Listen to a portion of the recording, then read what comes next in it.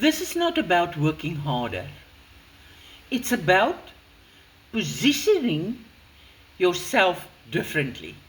Because let's be real, most people are already working hard. Long hours, busy schedules, always doing something. But busy doesn't always mean you're moving forward. That was me. I kept thinking, if I just push a little more, work a little longer, things will change.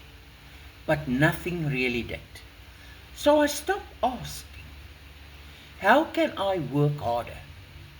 I started asking, where should I positioning myself?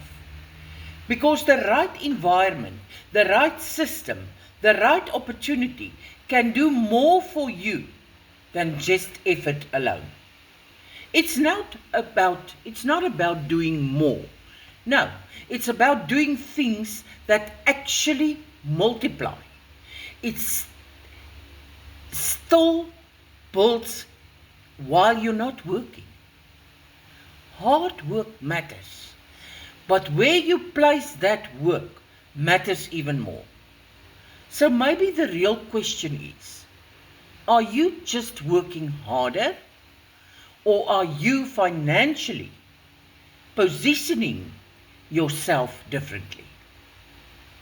Put a yes in my comments.